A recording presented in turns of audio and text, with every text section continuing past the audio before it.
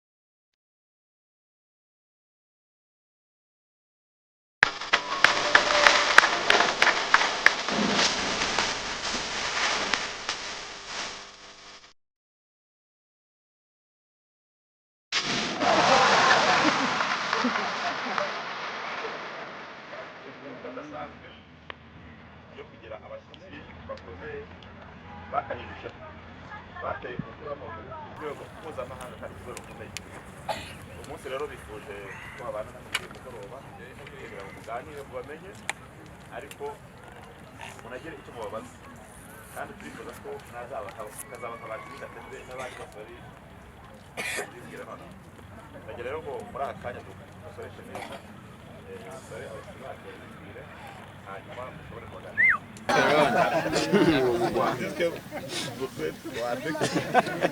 niko bimeze ariko akomoka mu gihugu cya Cameroon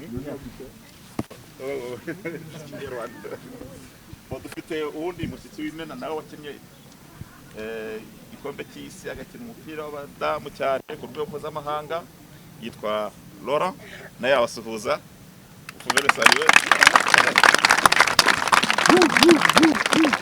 akomoka mu gihugu cy'Ubufaransa. Dufite undi mushyitsi w'imena ukunze kuza mu Rwanda yitwa Antoine Bafowe akomoka mu gihugu cya Ghana naye abasuhuza. Hari ujye mubona? Non, ils sont tous abonnés. Sûrement, surtout le français. Comment il s'appelle? Patrick? Non, il s'appelle Canal Plus. Canal Plus. Nawe yabasuhuza vous pouvez saluer. Harundi nawe wakinnye igikombe cy'isi cyo Ballon d'Or. Ballon d'Or. Ballon d'Or. Harundi wakinnye igikombe cy'isi cyari 2022 au muri Sénégal yitwa basuhuza. T'as compris ce qu'il a dit? Non. Il a dit avec le Sénégal il a presque gagné. Aba bashyitsi rero babazaniwe n'umugabo witwa Fred nawe akomoka mu gihugu cya Cameroon nawe namuha umwanya kwasuhuza. Twese rero tureza. Murakoze cyane n'ibyishimo abashyitsi ni benshi ariko abo ngabo nibo bimwe na turi kumwe muri uyu mugoroba. Ndagira rero ngo profite umwanya babaganirize ariko namwe mugire ibyo mubabaza kandi bakurikiye imyitozo yanyu, hari ibyo bashimye hari n'ibyo banenze bagiye kuduha inama, sibyo? Je le dis que vous aviez suivi les entraînements. Il y a ce que vous aviez apprécié. Il y a des erreurs que vous aviez pu constater et que vous pouvez même donner des suggestions ou bien des conseils à suivre prochainement. Et ils sont prêts à vous écouter. Je vous donne la parole. Je commence par Fatima. Ceux qui ont assisté à l'entraînement. Ok, reka duhere kuri Antonio Bafowe. Vous pouvez commencer. I don't want to talk a lot. The only thing I can tell you. English, français? No, il parle pas anglais, il dit Mu français. cyongereza cyane. Abo mu cyongereza bashyire hejuru. English Français? Yes, English. or French? How mix? Abo mu Gifaransa ni bangahe bashyire hejuru? Ok, je vais parler en espagnol. English. So, guys, listen. Where you are sitting? I said where you are sitting. Excuse-moi. Where you are sitting, we also sat there. And somebody is also coming to sit there after you. And what you have to do, when you you do like this. Okay. Coach aragenda abafasha. cyangwa nabo barayicaye kandi nimuhava hari abandi bazaza kuyicara bazabakurikira muri make muri kwitoreza barahitoreje hari abandi bazahitoreje. Okay. So now, what is important if you want to succeed? Icy'ingenzi niba ushaka gutsinda ni cyangwa ushaka kugera kure. First of all, don't neglect your school, your education. Ugomba gusuzugura amashuri yawe, uburezi bwawe, kwiga. Not everyone, this is the bitter truth, is going to be a footballer. Mu by'ukuri ntabwo twese ntabwo ari buri wese uzaba umukinnyi wa football mwiza. Mu by'ukuri ntabwo ari buri wese uzaba umukinnyi mwiza, niyo mpamvu kwiga ari ngombwa. It's also good to be good human beings. Ni byiza ko tuba abantu beza, tugira ikinyabupfura tuba abantu. And then the next thing I'm going to tell you is to always continue training. Ikindi ni uko ugomba gukomeza kwitoza, ukitoza ntabwo ugomba kurekera kwitoza. Another thing is to listen. Ikindi ni ukumva, tugomba kurangara. Niba turi hano ari kuvuga tumutega amatwi wirangara. Ntabwo ari umwanya wo gukina. Training, training, training, and training. Kwitoza, ukitoza, ukongera ukitoza, ugakomeza ukitoza. If somebody tells you, oh no, you can't make it, continue training. Nihagira umuntu ukubwira ngo we ntabwo wabishobora, wowe komeza witoze. Okay? So this is all I'm going to tell you. You know, we footballers, we don't like long speeches. Nicyo yashaka kubabwira mu abakinnyi ba football ntabwo bakunda kuvuga cyane. I wish and I pray to Almighty Allah Arifuza kandi arasaba Imana ko that in a couple of years, when I come back, mu myaka 2 nagaruka I can say, I know this boy. azajya avuga I know this girl. ndamuzi, uyu muhungu ndamuzi, uyu mukobwa ndamuzi. And you are scoring a goal, Kandi Like- akakubona uri gutsinda ibitego. like Jimmy Katete against Ghana. Nkuko Gatete yatsinze Ghana. Okay? Yes. Good luck. Amahirwe Reka twumve Patrick Ngoma nawe abaganirize. Je voudrais dire que je suis content d'être avec vous aujourd'hui, de vous avoir vu vous entraîner. arashaka kubabwira ko yishimiye kuba uyu munsi ari kumwe namwe ko yanababonye mu myitozo. Vous êtes là, vous vous entraînez, c'est pour progresser, apprendre petit à petit à être de meilleurs joueurs. Muri hano muri kwitoza no kugerageza kugira ngo muzabe abakinnyi beza. Il faut absolument s'amuser, c'est vrai, mais il faut écouter ce que Anthony vous a dit. C'est très important d'abord d'écouter et ensuite de Ni mettre byiza en ko pratique. twishimisha iyo dukina ariko ni ngombwa ko twumva. Ni ikintu cy'ingenzi kumvira no kumvira. Et je pense que vous avez un formidable exemple. Ici, il pourra vous dire, lui aussi, Jimmy, ce qu'est l'entraînement, ce qu'on appelle le travail, l'amusement, pour arriver à de très belles choses ensuite. Icyiza kandi yizera nuko mufite urugero rwo twareberaho ari we Jimmy Gatete ashobora kugira ibyo atubwira umuntu yitoza ate agira ate ku ntego. Applaudissements pour vous-même. Twikomera amashyi. rero na Madame Laura nagira ngo nawe afate uyu mwanya ngira ngo harimo abana b'abakobwa kuko yose kandi mama ya Can you hi everyone, it's my absolute pleasure to be here to talk to you. arabasuhuje ni ibyishimo n'umunezero kuri we muri aka kanya kuba ari kumwe namwe no kubavugisha. And I'm happy to see the parents, the families, the people, the trainers, everyone gather here for the kids. kandi kubona ababyeyi n'abatoza bari hano badukikije babaherekeje. Your presence here is really important because at the end, what is important is the kids. They're representing the future. ariko icy'ingenzi cyane ni aba bana bari aha kuko nibo ejo hazaza h'umupira w'amaguru. How many girls are here? Can you raise your hand? Abakobwa bari hano tuzamura akaboko. Wow, proud of both of my girls. Wow, I'm really happy. Arabishimiye cyane. And I hope people are taking care of you guys. Are the guys nice to the girls?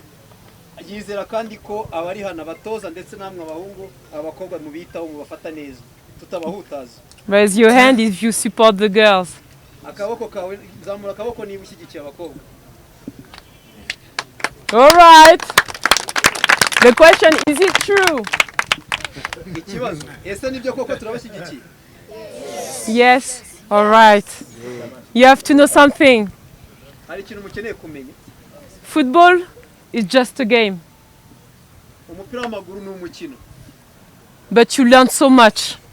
Ariko urawiga kandi wigiramo byinshi. It's the best school for life. Ni ishuri ryiza ry'ubuzima. You learn adversity. Wiga ibintu bitandukanye.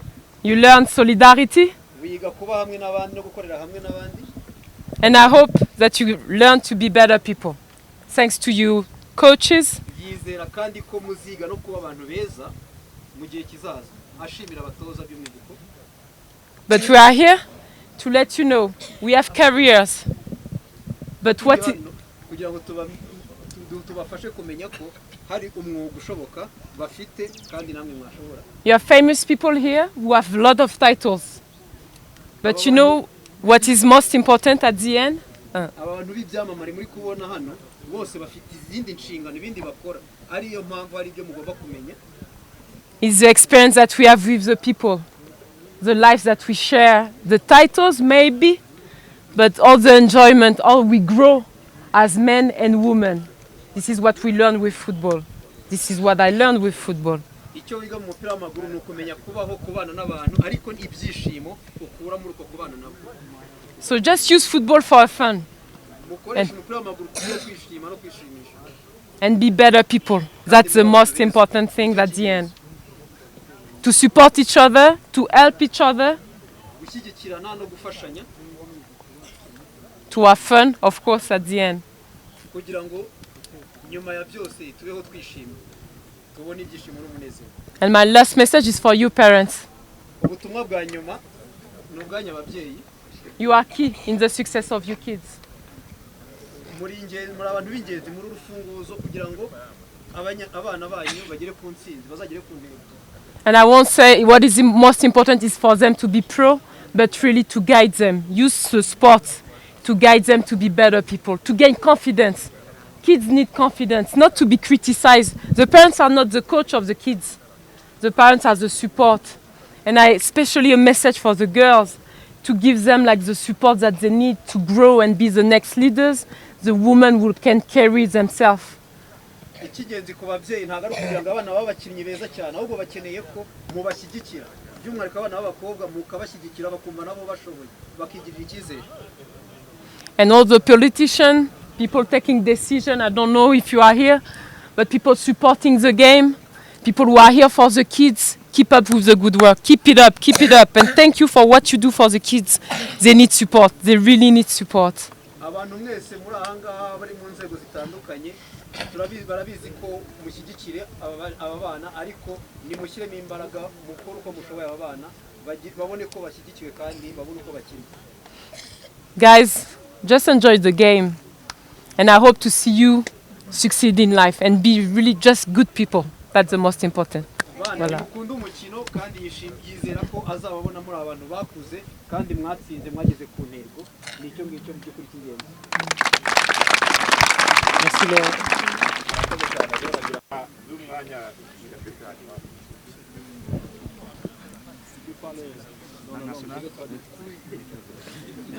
Okay.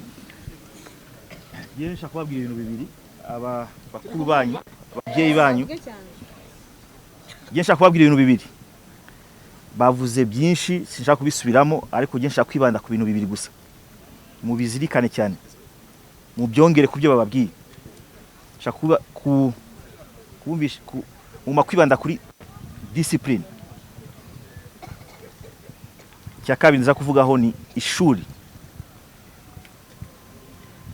Discipline ntabwo ari kuza hano ntimurwane wikore ibyo wishakiye cyangwa ngo uceceke gusa ngo ntukore ikintu na kimwe. Discipline nshaka kuvuga ni discipline yo kumva umutoza, discipline tactique. Tactique murabyumva. Iyo babwiye ibyo mugomba gukora. Uburyo muhagarara mu kibuga, aho mugenda, aho mutera umupira, uburyo ugomba guhagarara. Iyo niyo discipline mukeneye kugira muzagere kure. Turumvikana? Cya kabiri. Education, ishuri. Igihe cyacu byari bigoye kwiga no gukina umupira. Igihe cyanyu biroroshe cyane. Mushobora kwiga mugakina n'umupira. Nta mukinnyi mwiza mu myaka iri imbere azaba hari atize. Ntihagire umuntu azashira mu mutwe kutajya ku ishuri ngo azakina umupira. Turumvikana? Ishuri mbere mu bifatanye n'umupira birashoboka. Ubu biroroshe. Igihe cyacu byari bikomeye. So, ibaza ko byumvikana sibyo? Biye bizagire biye byese.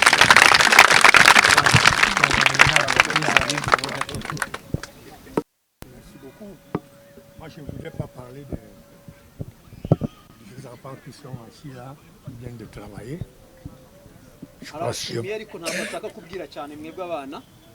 Je pense que mes prédécesseurs ont presque tout dit les concernant. Je voudrais tout simplement m'adresser aux encadreurs.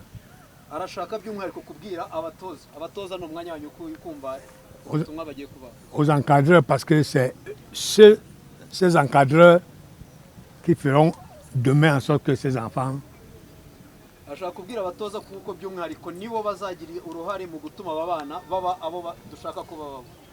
puissent avoir un âge adulte, puissent avoir une technique dans le stade de football,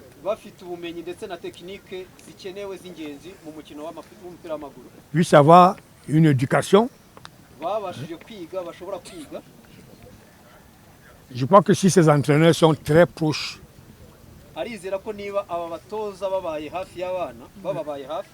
très proches de ces enfants, ils pourront très facilement leur donner des objectifs pour pouvoir réussir. Ils sont encore très jeunes. On a vu quelques-uns qui ont déjà une petite technique dans les jambes. Donc, c'est à eux de ne pas hésiter de les arrêter pendant les entraînements pour corriger ce que l'enfant a mal fait.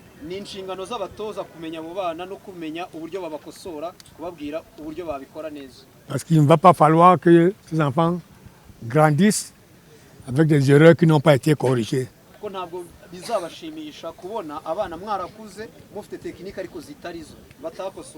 Ils seront obligés pendant les matchs de championnat et autres de les appliquer. Et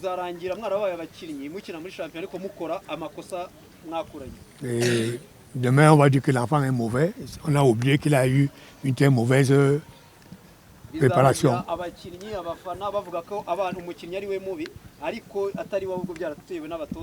Donc je souhaite aux éducateurs beaucoup de chance, beaucoup de compréhension, beaucoup de technicité.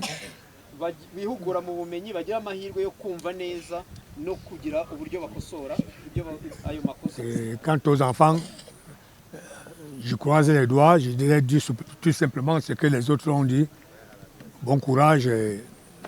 Mwebwe abana icyo yababwira nuko nabandi babivuze ahubwo mwebwe mushyiremo imbaraga mugire courage mwe mukora imyitozo. Demain, je suis sûr qu'ils seront des vrais joueurs de l'équipe nationale du Rwanda. Ejo afite icyizere cy'uko ejo hazaza mwebwe muzavamo abakinnyi b'ikipe y'igihugu. Merci. Merci.